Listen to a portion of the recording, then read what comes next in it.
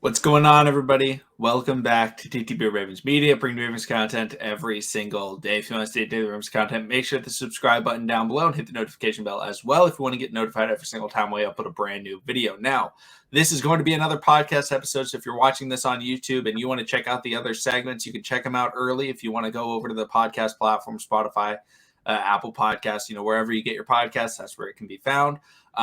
Go ahead and do that. If not, you just want to wait and see, what the later segments will be. You can do that as well. But this will be coming out probably on Wednesday morning. Oh, no, sorry. Today's Monday. So Tuesday morning, this will be coming out. So on Wednesday, we will be doing our normal live stream. But our topics, we're going to start off. The first segment is going to be talking about Marcus Williams. The next segment, we're going to be talking about potential trades with the Carolina Panthers to move up into pick number 6.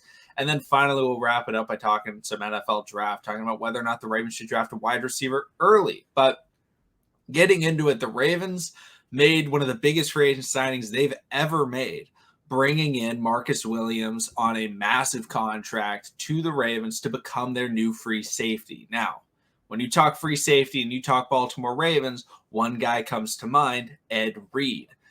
We have had a standard of excellent safety play in the Baltimore Ravens defense. That is the goal. They want to have a ball hawk that can go out there and make plays. That's why they drafted Geno Stone.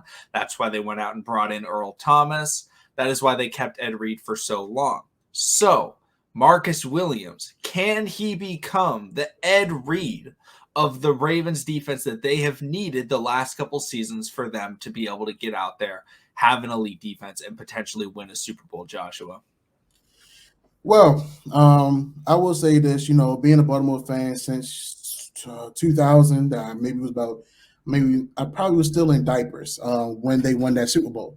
So, being able to see, Ray Lewis, Ed Reed, Peter Boulware, Terrell Suggs, Kelly Gregg, Haloti Ngata, the list goes on. Will Demps. I think living up to that expectation, that's a high expectation. And honestly, the 28 years of existence, correct me if I'm wrong, defense is what we thrive on. And that tandem of Ray Lewis and Ed Reed, we've been trying to get replicas, but nobody has compared to it, So I think the Marcus Williams move, getting this young man, he's about to turn 26, a five-year deal. Hey, we pretty much get him at a good time of his career. He's about to enter his prime. And something I've been saying, all this offseason, if you're going to make a splash, if you're going to get players, let's not get them on the back end of their career. Let's get them in the middle of their prime where they're about to really start getting things going.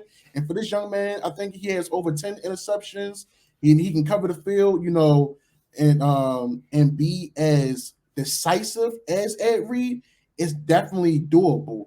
And honestly, this is a big upgrade to what we've been dealing with. I know we put Brandon Stevens out there. He's been making things work. I know we like Deshaun Elliott because he's the only one that can go out there he's the only one as a safety that's not scared to go head-to-head with a Derrick Henry and make Derrick Henry come to his knees, but to find someone that's actually about to go ahead and change the game. Because, what were we missing last year? Playmakers, people to change the tide, people to get interceptions and turnovers. And honestly, I think we was bottom tier last year in regards to getting interceptions and turnovers, where we was getting interceptions left and right, where we was getting forced turnovers left and right. We was actually getting a little bit of pressure here and there more. So getting a guy like Marcus Williams and on this secondary, that's huge. So I definitely feel like he can become the next great safety in Baltimore Ravens history. So I feel like he's going to be right there with Ed. Yeah, the Ravens in the past couple of seasons, they've been lacking turnovers. Whether it's interceptions or fumble recoveries, the Ravens have struggled in that department. Marlon's done well with the forced fumbles.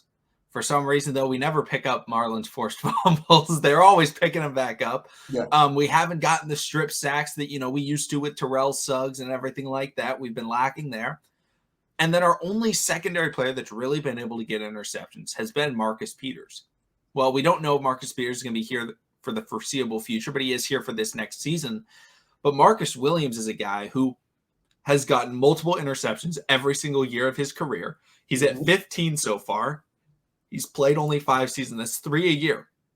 Well, the Ravens safeties, Deshaun Elliott got his first interception of his 4-year career so far last season. Chuck Clark, he had 2 interceptions, I believe, against the Rams, but he's not a guy that's known for getting a lot of picks. Right. So Marcus Williams can absolutely be that next guy. We had Earl Thomas. Earl Thomas was a really good football player. However, he had some issues with the Ravens that was, it wasn't able to work out. But when he came in, he did make an impact. His first game, he had an interception. That first game was against the Miami Dolphins and Ryan Fitzpatrick, but he still had an interception. Marcus Williams can come in and be a very good standout player without having the massive issues that we've seen from, playmaking secondary members, right? We have Geno Stone and we have Brandon Stevens. And yes, they attack the ball, but they're also out of position a lot because they're young and they're inexperienced. Marcus Williams talks about how quarterbacks don't really like to throw the ball near him. Why? Because they know that he can come down with the football. That's something that Ed Reed had, right? Yeah. I don't think quarterbacks are going out there being like, oh, don't throw at Brandon Stevens. They're like, no, throw at Brandon Stevens, right? We saw Anthony Averett last year get a couple of interceptions, which props to Anthony Averett. Shout out to Anthony Averett. Got a deal in Las Vegas. Shout out to him. No hate towards him. But he was targeted a lot. Why? Because teams weren't afraid of him getting that turnover. Now, he got a couple of interceptions, good for him. But they targeted him. He was one of the highest targeted players in the NFL because teams felt like they could get big plays on him. They got a lot of big plays. He stopped some. But Marcus Williams is not that type of player. Now, will he be synonymous with one of the biggest playoff plays of all time? Yes. The Minneapolis Miracle was caught over a rookie Marcus Williams. And he's had to live with that. However, that is one play in this young man's career that some people I've seen are like complaining about, like, oh, you can't be an Ed Reed when you have a play like that.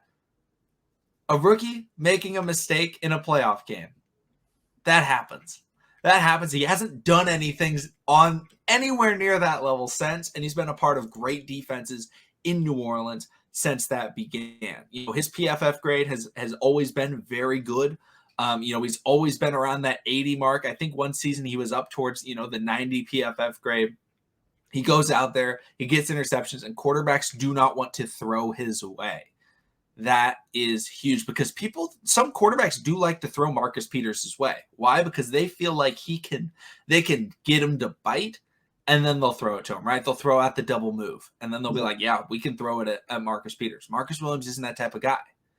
It is just hey, let's not try and throw it, towards him. Because if they do, he's going to be in position and he can absolutely make that big play. He allowed 8 receptions last year. 8 receptions is very low for a player. So, he's also playing in a division with quarterbacks that like to throw the ball up. Tom Brady has Mike Evans and Antonio Brown, and he had Chris Godwin. Matt Ryan had Kyle Pitts, and for a little bit he had Calvin Ridley. And then we have Sam Darnold, who loves to throw the ball up, and he has deep threats in Robbie Anderson, DJ Moore. There's so many guys that division likes to throw the football. That's what they're built on. And he wasn't allowing a lot of completions. He intercepted Aaron Rodgers. Not many guys can say they did that. He's intercepted Tom Brady. Not many guys can say, well, kind of a lot of guys can say that because he played for so long. But it's impressive to intercept that caliber of quarterback off of being in the right position consistently. I do think he can be the Ed Reed of our defense. Will he be as good as Ed Reed? No, because no safety in the history of football has been as good as Ed Reed. However, can he play a similar role in that we need to force defenses to stay away from the deep ball? Absolutely, because that's what's killed the Ravens. It hasn't been the underneath passes. It's been, oh no, safety's out of position. There's another 50-yard touchdown. There's Justin Jefferson in for a score. There's Jamar Chase in for a score. T. Higgins. I'm trying to think of who else has caught big touchdowns against the Ravens. Jonathan Taylor caught that screen pass and took it like 80 yards for a touchdown. So many guys. Just way too many. Yeah. Way too many. About 20 big touchdowns too many. Hopefully he's able to come in and make quarterbacks think twice about throwing it deep when he's out there. And if you get a quarterback to think twice, that's an extra half second for an Odafe Owe, for a whoever the Ravens drafted edge rusher, a Michael Pierce, a Justin Madubuike, to get in there and get that sack. But since you're talking about guys that he actually picked off, he actually did pick off another young man in the AFC North by the name of Joe Cool, which is actually one Joe Cool that we all know as Ravens fans. But yes, he did pick up Joe Burrow and almost took it to the house. So once again, man, getting a guy like that for 5 years, you all, just think about that. That solid, and that was one piece we were worried about, because I know people was talking about, well, since we got Mike McDonald, let's try to go after Dax Hill. We have a new defensive coordinator. Yes, sometimes it is good to go ahead and get young guys, but at the time, sometimes it's still good to go get some proven guys to help him out in the long run. And let's take it another step further. When have we watched a football game in the last couple of years where it's under prime time and we heard the announcers talk about the chess match between the opposing team safety and the other team's QB? When Peyton Manning was with the Colts and they played against the Ravens, what was the conversation? It wasn't about the Ravens defense. It wasn't about the Colts offense. It was about Peyton Manning and the chess match versus Ed Reed. When the Patriots was that prolific team and with Tom Brady and everything, it wasn't about Bill Belichick and Tom Brady and their stout way of doing things. It was about how Tom Brady is going to be effective with throwing the ball versus Ed Reed. So now, can we get that same effect with Marcus Williams? I feel so. He's definitely taking, like you said, you gave the numbers, his PFF rankings. He definitely has taken a big step from the Minneapolis Miracle. So, I feel like with this defense, as it get better, as it improves, and with Marcus Williams being able to cover half the field and him actually being out there on an island by himself and also having the recovery speed to, make those closeout crazy plays, it's definitely going to be interesting to look. I feel like it's going to be very exciting for this year's defense, because honestly, we need a spark. We need a spark, yeah. Whether it's on the secondary or whether it's in that front seven. And honestly, right now, the way teams are shaping up and the way the AFC are doing the QB carousel right now, I'd rather us have a rangy, proven playmaking free safety versus a young guy that's just learning his way, and we got to teach him like, hey, you gotta be here, Because I don't know about you, McConnell, but me personally, I'm getting tired of always seeing the confusion, the frustration, and always the missed conversations between our guys in the secondary, because these guys, I don't want to see a Jalen Ramsey, Kyle Fuller situation. I don't want to see that. I almost felt like in some of our games it almost came down to that, but it never happened. So I'm looking forward. And the only way Marcus Williams can really exceed Ed Reed is if he gets out there on special teams. If he does that 109-yard interception return from the end zone, maybe get back there, do a punt return. Ed Reed was just a specimen, man. He was a baller, and he was just, one of those guys that just didn't give up. I don't know about you, but I remember one play where he was on the punt team. He missed the block, and he ran down one of those guys and knocked the out. Calling for a face mask. So you love to see it, man. And hopefully when Marcus went, and another thing is, Baltimore was actually looking at Marcus Williams in the draft in the year he was supposed to be drafted. So that's another thing to look at it too. And just hear him in the press talk about how he's excited to be here, and he almost was drafted by the Ravens.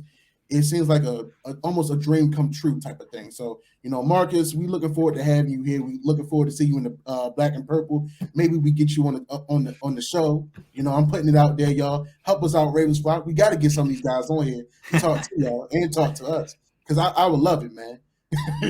Oh yeah, we're super excited to have Marcus Williams here. You know, getting another elite secondary member. That's 3 now in the Ravens secondary. You know, I really do think that he can have that Ed Reed type of play.